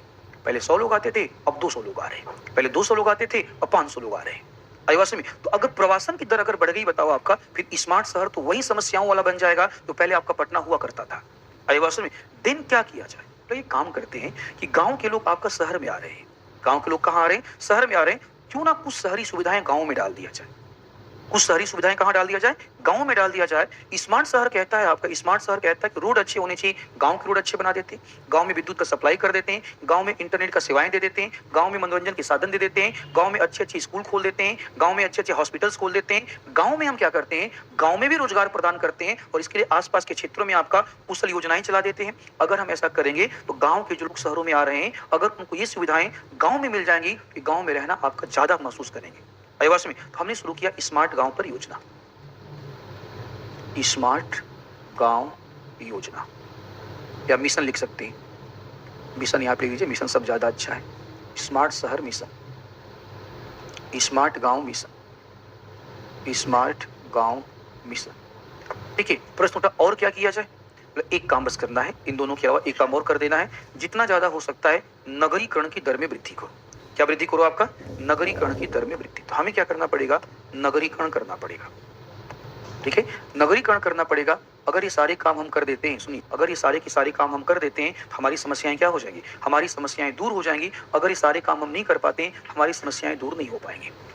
आईवास में ये इसका समाधान हो जाएगा, ये इसका क्या हो जाएगा, समाधान हो जाएगा। ठीक है, तो अगला टॉपिक हमारा फोकस होगा इन पैसे स्मार्ट शहर। तो मैंने 10 पॉइंट आपको गिना दिया, लिखवाया नहीं मैंने आपको। ठीक है, 10 पॉइंट हमने आपको गिना दिया स्मार्ट शहर के क्या क्या आपके कंडीशन से। ये 10 पॉइंट अगर किसी के लिए होंगे तभी स्मार्ट शहर बनेगा, नहीं होगा तो उसे स्मार्ट शहर अनाउंस नहीं किया जाएगा। और इतनी बात में अनाउंस वहां पे नहीं किया जाएगा। ठीक है, तो स्मार्ट शहर, स्मार्ट देखो, स्मार्ट शहर, स्मार्ट गांव, नगरीकरण, ये 3 बड़े टॉपिक है। ठीक है, ये टॉपिक क्या कहते हैं, जब वापस रिटर्न आऊंगा तब मैं आपको कराऊंगा। मुझे बस क्या कह दीजिए, आपका 3 क्लास और चाहिए। ठीक है, 3 क्लास और चाहिए और 3 क्लास और लेकर के एक क्लास में भी तीनों टॉपिक खत्म कर देंगे। एक क्लास में लगभग ये तीनों टॉपिक खत्म हो जाएगा आपका। एक क्लास में हमारा क्या होगा, बिहार का उद्योग और भारत का उद्योग हो जाएगा। ठीक है ना, और एक क्लास में हम खत्म कर देंगे आपका, ठीक है, एक क्लास में हमारा खत्म हो जाएगा आपदा और पर्यावरण प्रदूषण। तो 3 क्लास में आपका और लूंगा। ठीक है ना, वो 3 क्लास में लूंगा आपका होली की बात। होली की बात क्या कहते लूंगा, मैंने आपको बताया था कुछ समस्याएं हमारी है, उसको दूर करना जरूरी है। अयवास में तो मैं यहाँ से क्या कहते आज निकल जाऊंगा। ठीक है, अब हम क्या करेंगे, 3 क्लास हम और लेंगे और वो 3 क्लास क्या तब भी लेंगे, एग्जाम अगर कैंसिल हो गया तब भी लेंगे, कैंसिल नहीं हो गया तब भी लेंगे। ठीक है, अगर आपने एडमिशन अगर देखो एग्जाम कैंसिल हो जाएगा, मान लो एग्जाम कैंसिल हो जाएगा तो आप क्लास नहीं आओगे, हम तो आएंगे, पढ़ाएंगे और चले जाएंगे। ठीक है, आप नहीं आओगे, 10-20 लोग तो आओगे ना, जो 10-20 लोग आएंगे उसी को पढ़ा के निकल देंगे। अयवासन में आपका बैच अगर शुरू किया गया है, आपका बैच अगर शुरू किया गया है तो ये मान लीजिएगा कि खत्म किया जाएगा। आपका एग्जाम हो तो बड़ी अच्छी बात है, ना हो तब भी अच्छी बात है, हम अपना खत्म कर देंगे बस। समझ रहे हैं ना आप लोग, तो इसके लिए परेशान नहीं होना है। एक क्वेश्चन लिखिएगा, एक क्वेश्चन लिखिएगा, क्या है ये, कहां से आया है,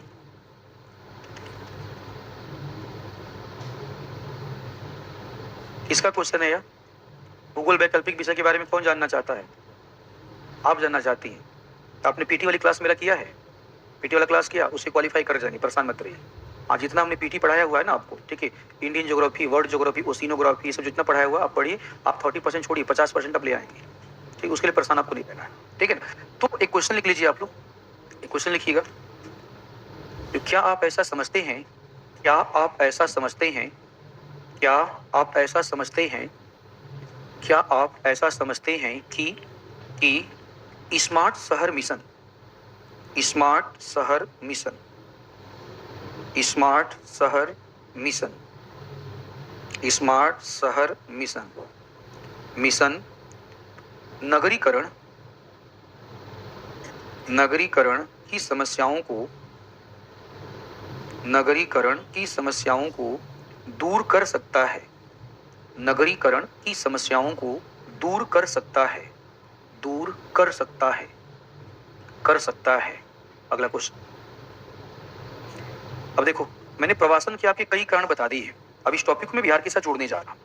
अब मुझे बताओ इसमें जितने सारे कारक हैं, सारे कारक बिहार में भी लागू होंगे, लेकिन अदर कारक की तुलना में सामाजिक कारक बिहार में ज्यादा प्रभावी है।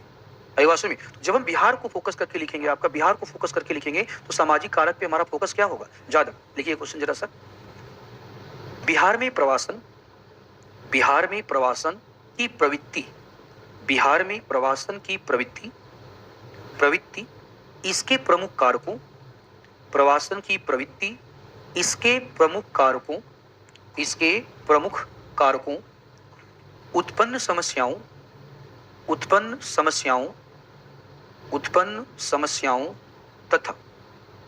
तथा समस्याओं को दूर करने के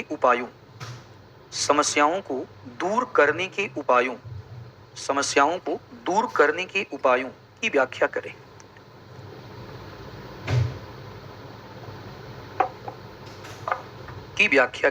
ये लॉन्ग क्वेश्चन होगा, ठीक है, तो इसको लॉन्ग रूप में आप लिखिएगा, ठीक है। एक दो प्रैक्टिस के लिए और क्वेश्चन लिख लो, लिखिएगा। स्मार्ट शहर के लक्ष्यों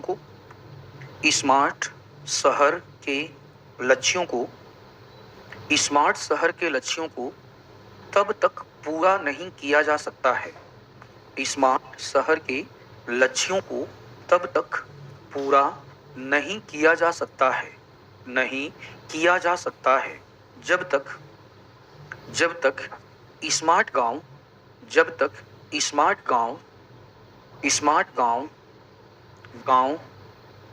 नहीं बसाए जाते हैं। चर्चा करें। इसी क्वेश्चन को मैं दूसरे तरीके से बोल रहा हूँ, जो लिखा ना क्वेश्चन आप लोगों ने, इसी को मैं दूसरे तरीके से बोलने जा रहा हूँ। लिखिएगा जरा सा। स्मार्ट गांव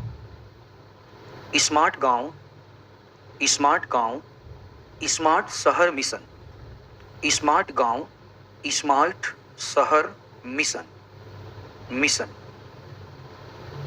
की सफलता का आधार हैं।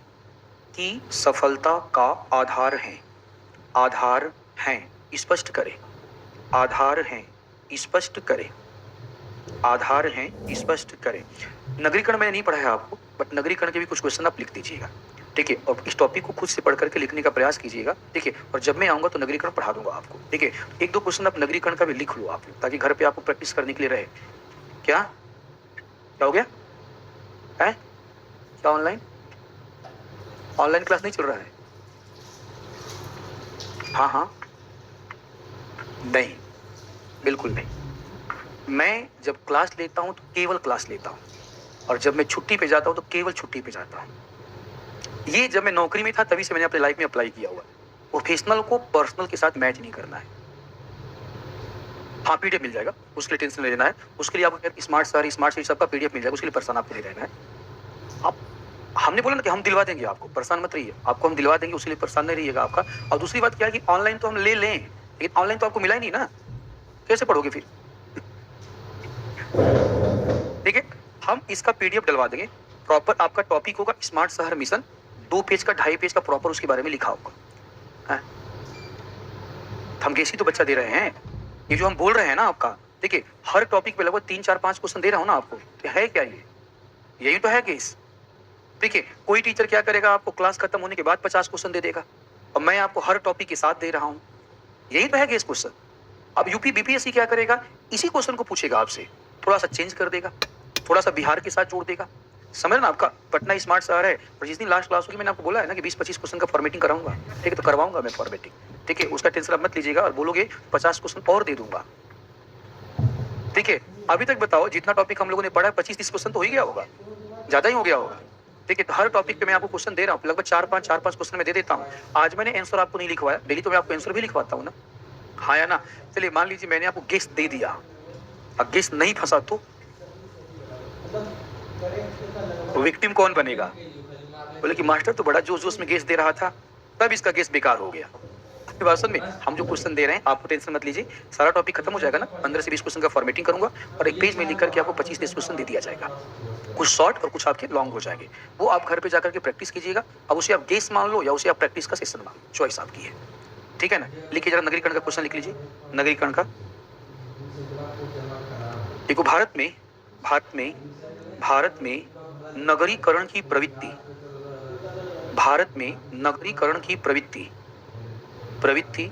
नगरीकरण की प्रवृत्ति विशेष और भिन्न है।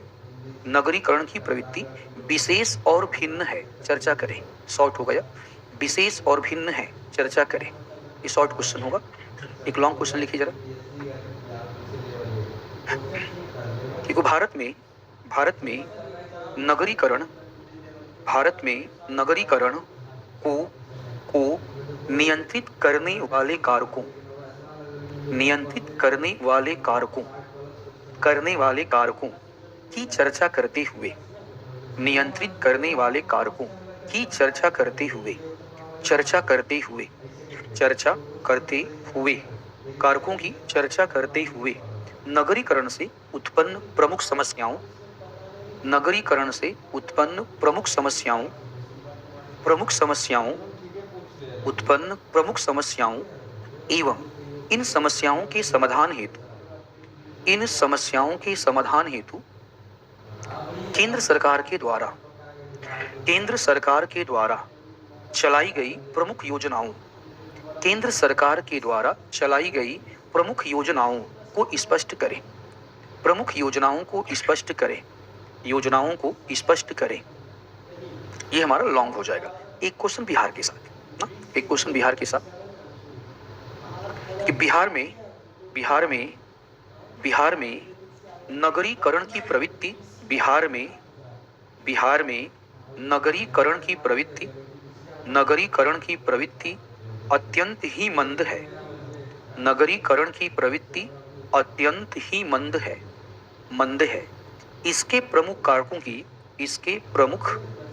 कारकों की समीक्षा करें, इसके प्रमुख कारकों की समीक्षा करें, प्रमुख कारकों की समीक्षा करें, इसके प्रमुख कारकों की समीक्षा करें तथा बिहार सरकार के द्वारा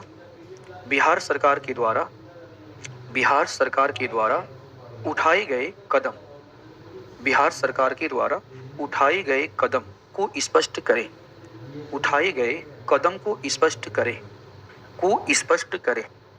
ठीक है ना। ये जो देखो वैसे मैटर तो आपको इसी में मिल जाएगा, प्रॉब्लम बस इतना है कि ये वाला जो मैटर है ना बच्चा इंग्लिश में है। देखो यहाँ पे लिखा हुआ है, देखो सारा अर्बनाइजेशन सब लिखा हुआ है, अर्बनाइजेशन फैक्टर, प्रभावित करने वाले कारक, ठीक है, सब कुछ आपको इसमें मिल जाएगा, सब मिल जाएगा यहाँ पे।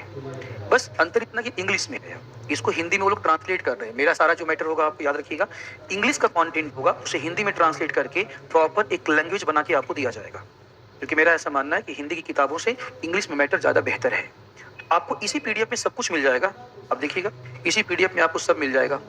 यहाँ पे क्वेश्चन लिखा हुआ है, यहाँ पे देखो लिखा हुआ है कि how is urbanisation in India is different and unique, ये लिखा हुआ है, ठीक है। उसके बाद यहाँ पे देखो इस पीडीएफ में आप देखोगे ना, इस पीडीएफ में आप देखोगे यहाँ पे ये देखो मिशन है सारे के सारे, गवर्नमेंट के द्वारा चलाए गए इनिशिएटिव सब देखो लिखा हुआ है। देखो Jawaharlal Nehru national urban renewal mission, ठीक है, नेशनल अर्बन ट्रांसपोर्ट आपका पॉलिसी, नेशनल अर्बन आपका housing and habitat policy, Deendayal Antyodaya योजना लिखा हुआ है, ठीक है। यहाँ पे सब आपको मिलेगा पीडीएफ में। ये देखो हेरिटेज सिटी डेवलपमेंट, ठीक है, एंड आगुमेंटेशन योजना, स्वच्छ भारत अभियान हो जाएगा, ठीक है, प्रधानमंत्री आवास योजना हो जाएगा, स्मार्ट सिटी मिशन हो जाएगा, अटल मिशन आपका अर्बन ट्रांसफॉर्मेशन हो जाएगा, ये सारा का सारा मिशन।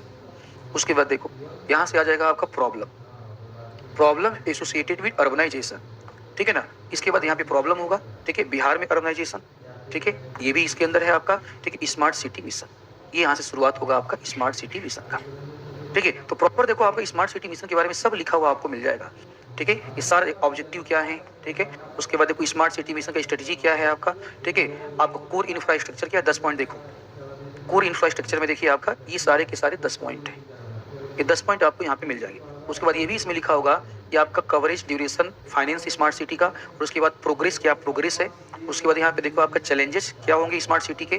उसके बाद यहाँ पे smart city mission in Bihar, Bihar में स्मार्ट सिटी मिशन क्या है आपका, पटना हो जाएगा, आपका बिहार शरीफ हो जाएगा, भागलपुर हो जाएगा, ऐसे सब लिखा हुआ है। बस थोड़ा सा क्या लग रहा है आपका, थोड़ा सा देखो की प्रोजेक्ट बिहार सरकार ने क्या क्या चलाया हुआ है, बिहार सरकार ने क्या चलाया हुआ, देखो आपका पटना मेट्रो रेल प्रोजेक्ट आपका, ठीक है, सबवे रोड ओवरब्रिज आपका, मल्टी लेवल कार पार्किंग आपका, सीवेज ट्रीटमेंट प्लांट लगाया हुआ, रिवर फ्रंट डेवलपमेंट लगा हुआ। 2015 से मरीन ड्राइव कहाँ था, 2015 से पहले मरीन ड्राइव का सब है आपका नोट्स में। बस अगर आपको इसको आप इंग्लिश समझ सकते हो तो आपको पीडीएफ आप मिल जाएगा, ले लीजिएगा, ठीक है। अगर आप नहीं समझ सकते हो तो इसका ट्रांसलेशन हो रहा है, आज में कल में ट्रांसलेशन हो जाएगा, तो स्मार्ट विलेज हो जाएगा। देखो सब है यहाँ पे, ये पूरे की पूरी स्मार्ट विलेज में क्या क्या है, ठीक है, सारे सा क्या क्या कोड आप good cases of smart village. उसके बाद देखो what does the census say about the migration trend in India, ये सब कुछ यहाँ पे लिखा हुआ है अभिभाषण में। तो प्रॉपर तरीके से आपको अरेंज करके मिलेगा।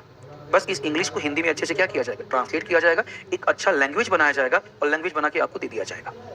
1 से 2 दिन का टाइम लगेगा, आई बात समझ। अदरवाइज आप इंग्लिश समझ सकते हो, सिंपल इंग्लिश लिखा हुआ है, अगर आप समझ सकते हो तो कोई नहीं, आप समझ के लिख दीजिएगा। देखिए ये वाला पीडीएफ तो आपको मिल ही जाता होगा ना, ये वाला पीडीएफ आप डालते हो कि नहीं डालते हो, ये वाला पीडीएफ डालते हो ना। अर्बनाइजेशन का जो भी पीडीएफ आपके टेलीग्राम ग्रुप पे आएगा, आप उसको क्या कीजिएगा, आप डाउनलोड कर लीजिएगा, डाउनलोड करके इंग्लिश में एक बार पढ़ लीजिएगा, हिंदी में मैं दिलवा दूंगा आप। आई बात समझ। अब ठीक है, तो कल इनका कौन सा क्लास चलेगा? अब ये क्या कहते हैं, डिसाइड करेगा मैनेजमेंट, ये मैनेजमेंट डिसाइड करेगा। एक बात बताओ, तुम लोग एक बात बताओ, क्या कहते हैं, इकोनॉमिक्स का तो बहुत ज्यादा इंपॉर्टेंट है नहीं। आई बात समझ में आपका? ठीक है, बहुत ज्यादा इंपॉर्टेंस तो है नहीं आपका। ना हम पढ़ा देंगे, टेंशन मत लो आपका, हम पढ़ा देंगे। मैंने क्या कहते हैं आपका इकोनॉमिक्स मास्टर से बात कर लिया, हमने कहा हम ही पढ़ाएंगे, टेंशन ना लो। ठीक है, तो बोला ठीक है, पढ़ा दीजिएगा, तो हम पढ़ा देंगे, परेशानी है। हम पूछ लेते कल आपका कौन सा क्लास होगा, इकोनॉमिक्स होगा तो इकोनॉमिक्स हो जाएगा, हिस्ट्री होगा तो हिस्ट्री हो जाएगा। हिस्ट्री नहीं पढ़ोगे क्या? क्यों? हिस्ट्री खुद से पढ़ लोगे? क्या बात है।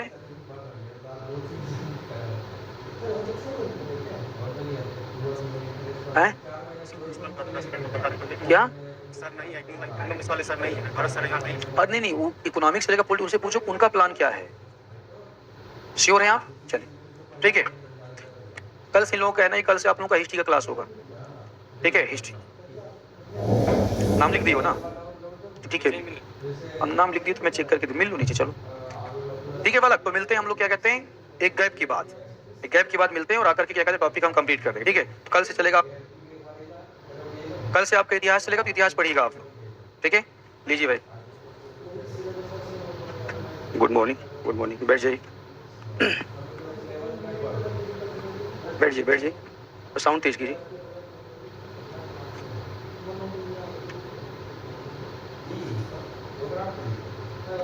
लास्ट क्लास क्या हुआ था आप लोगों का?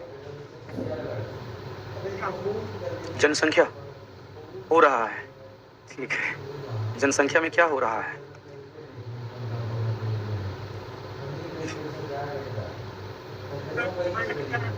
जनसंख्या में हम लोगों ने डिस्कस किया था कि जनसंख्या आर्थिक विकास के में सहायक है, और फिर हमने डिस्कस किया था कि आर्थिक विकास में बाधक है। ठीक है,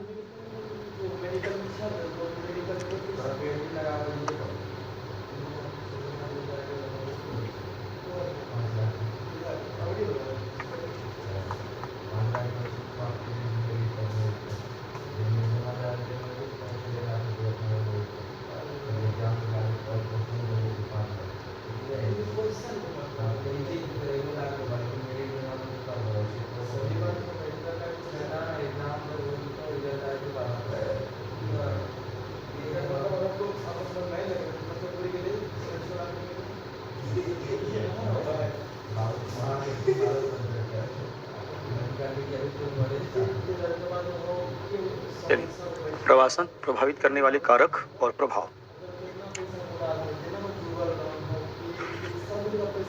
हर रोज 1 घंटे इंतजार में लॉस हो जा रहा है, तो मत कीजिए इंतजार। कौन बोल रहा है क्या कहते हैं कि इंतजार कीजिए, मत किया कीजिए इंतजार। आप लोगों को इंतजार करने की क्या जरूरत है? आप लोगों को क्या लग रहा है कि टीचर एक रोबोट है क्या? नहीं है रोबोट। आई बात में आपको इंतजार करना ही पड़ेगा, बात सिंपल सी है। टीचर एक रोबोट नहीं, आगे बताइए, इंतजार करना ही पड़ेगा। कर सकते हैं तो कि इधर डिलीट मत किया करो कमेंट यार, कौन डिलीट कर रहा है कमेंट? मत किया करो डिलीट। इन सबको समझाना बहुत जरूरी है, करना ही पड़ेगा, कोई ऑप्शन नहीं है। आई बात समझ में? आपका टीचर इंतजार नहीं करता है।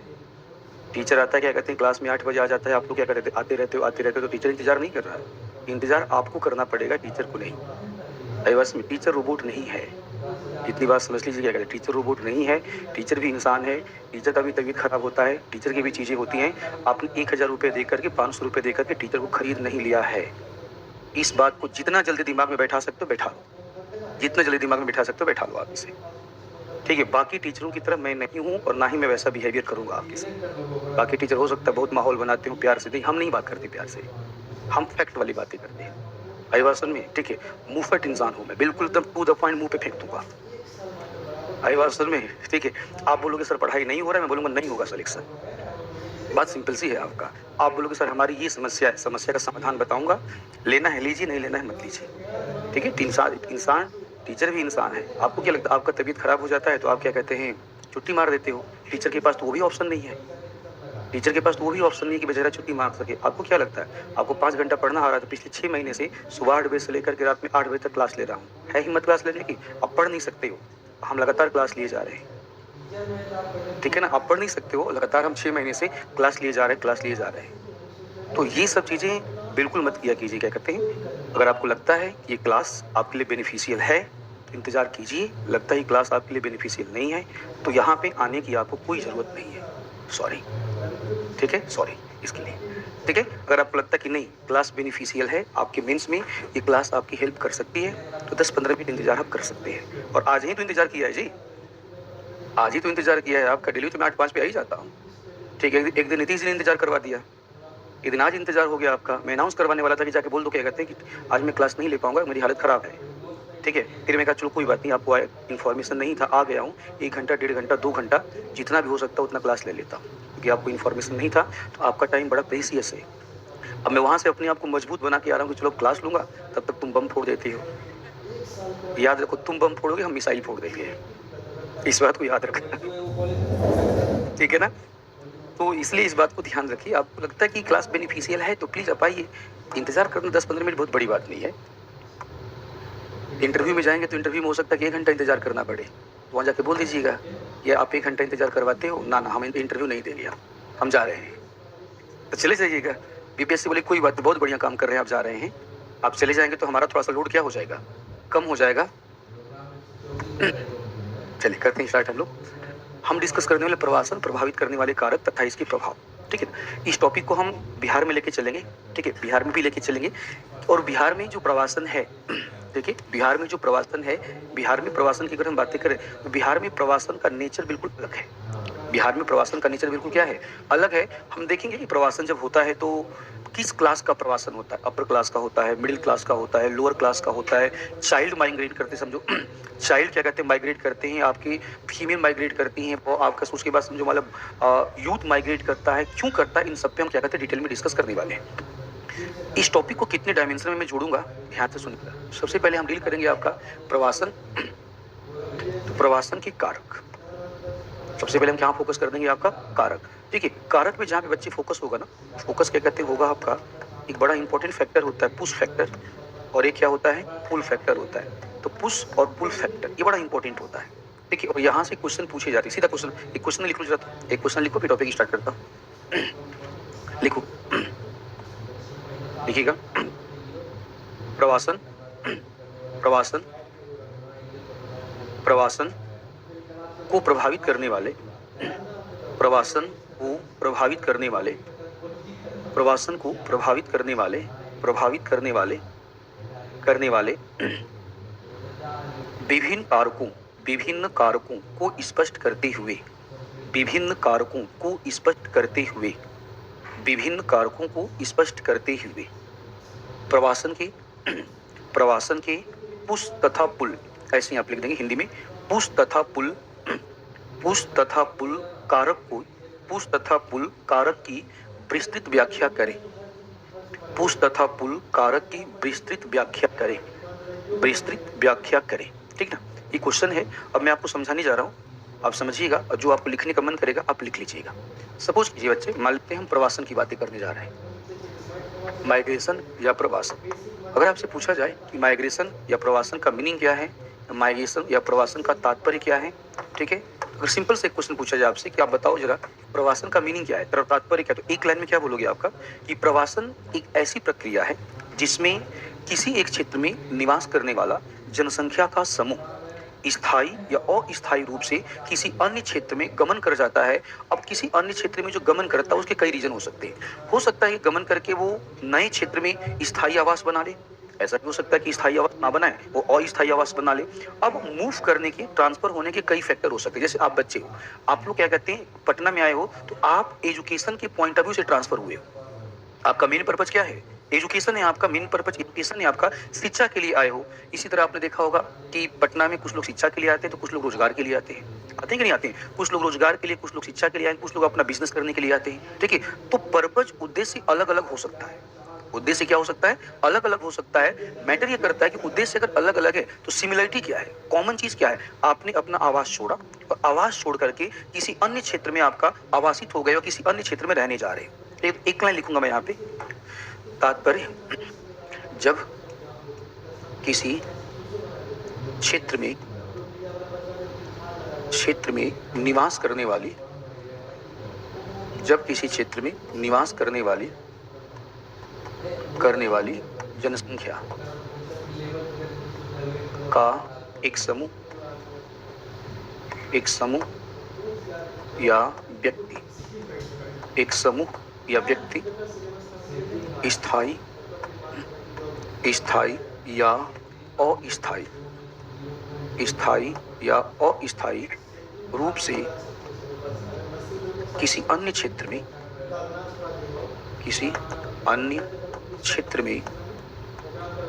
में निवासित हो जाता है, सॉरी निवासित नहीं बोलते, आवासित बोलते, किसी अन्य क्षेत्र में आवासित हो जाता है तो इसे ही प्रवासन कहा जाता है। ठीक है, इसे ही प्रवासन कहा जाता है। बस सिंपल सा है, इसे ही माइग्रेशन कहा जाता है, प्रवासन कहा जाता है। हमने कहा ठीक है, चलिए मान लेते हैं कि ये आपका प्रवासन। क्वेश्चन उठा कि ये जो माइग्रेशन है, इस माइग्रेशन के प्रकार समझिएगा, इस माइग्रेशन के प्रकार, ठीक है, माइग्रेशन कितने प्रकार का है। देखो समय की अगर हम बातें करें ना, हम टाइम स्लॉट ले लेते हैं। क्या ले लेते हैं, टाइम स्लॉट। समय की बातें करें तो समय के आधार पे माइग्रेशन दो प्रकार का है। एक आपका क्या है, परमानेंट है, स्थायी है, और दूसरा क्या है, अस्थायी। तो पहला हमने लिखा, इस समय के आधार पे अगर इसे हम बोल दें तो ये हो जाएगा स्थायी प्रवास हो जाएगा प्रवास, और दूसरा हो जाएगा अस्थायी प्रवास। नहीं होगा ना, अस्थायी प्रवास। चलिए अगर हम बातें करें आपसे कि अस्थायी प्रवास, सुनो ध्यान से आप लोग, अस्थायी प्रवास की अगर हम बच्चे बातें करें तो अस्थायी प्रवास दैनिक भी हो सकता है कि नहीं हो सकता है। अस्थायी प्रवास क्या हो सकता है, दैनिक प्रवास हो सकता है। दैनिक प्रवास को कोई एग्जाम्पल जो आपने देखा हो, ठीक है, सीधे बोलना, पटना की बातें करो ना, पटना की बातें, इसी मुसल्लापुर की बातें करो। इस पटना मुसल्लापुर में सुबह सुबह आप उठेंगे तो आप देखेंगे क्या कहते हैं कि सब्जी लगाने वाले एक लाइन से सब्जी लगाए रहते हैं आदिवासी में। तो वो अपने गांव से, अपने रीजन से, अपने क्षेत्रों से उठ करके सुबह सुबह चले आते हैं, आराम से यहाँ पे क्या करते हैं, दोपहर तक क्या बेचते हैं, सब्जी बेचते हैं, और शाम को कहाँ चले जाते हैं, घर चले जाते हैं। ये दैनिक प्रवास है। कैसा प्रवास है, दैनिक प्रवास है, सुबह आना और शाम को चले जाना। ठीक है, ये दैनिक प्रवास हो गया। दैनिक प्रवास के बाद एक प्रवास होता है बच्चे साप्ताहिक। एक प्रवास होता है साप्ताहिक प्रवास। कैसा प्रवास होता है, साप्ताहिक प्रवास होता है। एक दैनिक प्रवास है और एक होता है साप्ताहिक प्रवास।